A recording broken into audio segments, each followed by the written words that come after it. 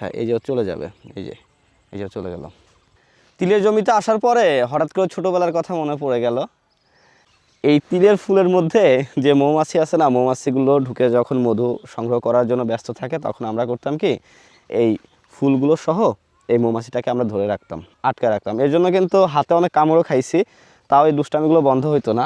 তো আজকে আমরা যেহেতু তিলের জমিতে আছি, কিন্তু ওই সময়টাতে যে পরিমাণে মাছি ছিল তিলের জমিতে, যখন তিলের ফুলগুলো ফুটতো প্রচুর মৌমাছি, মানে প্রত্যেকটা ফুলে ফুলে মৌমাছি, এত পরিমাণে মৌমাছি থাকতো, তার বলা চলে 100 ভাগের 1 ভাগ মৌমাছিও আমরা দেখতে পারতেছি না এখানে।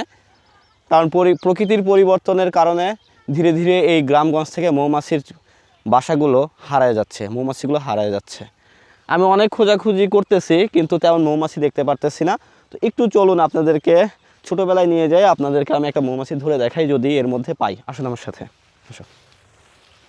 এইদিকে পাবো, এদিকের ফুলগুলো বেশি বেশি অ্যাক্টিভ। এই যে এই যে এই যে এই যে এই যে ঢুকছে ঢুকছে ঢুকছে, এখানে ঢুকছে।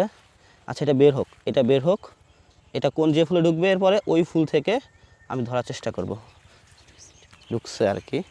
আচ্ছা না ঢুকে নাই, আচ্ছা এখানে ঢুকে গেছে। এই তো ধরে ফেলছি, ধরে ফেলছি। এর মধ্যে কিন্তু মাছি আছে। হ্যাঁ, ছোটোবেলায় আমরা এভাবে ধরে রাখতাম।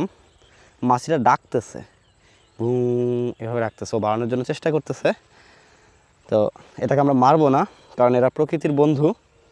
এরা আমাদের এই যে ফুল ফসলের যে জমি অর্থাৎ ফুল হয়, এই গাছগুলোর একেবারে ন্যাচারালভাবে এরা পরাগায়ন করে থাকে। এর জন্যই কিন্তু আমাদের জমিতে যে ফুল জাতীয় যে ফসলগুলো থাকে সেগুলো প্রচুর পরিমাণে পরাগায়ন হয় এবং ব্যাপক ফলন আসে।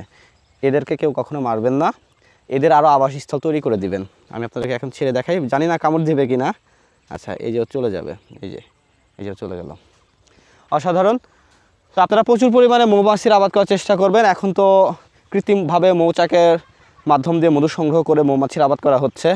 এরকম প্রচুর পরিমাণে ফুলের ক্ষেত থাকলে আপনারা সেখানে ছোট ছোট মৌ বক্স বসায় আপনারা নিজেরা কিন্তু মধু আহরণ করতে পারবেন, পাশাপাশি কি ফসলের জমির পরাগায়নটা নিশ্চিত করতে পারবেন। তাহলে প্রচুর পরিমাণে ফসলের ফলন আসবে।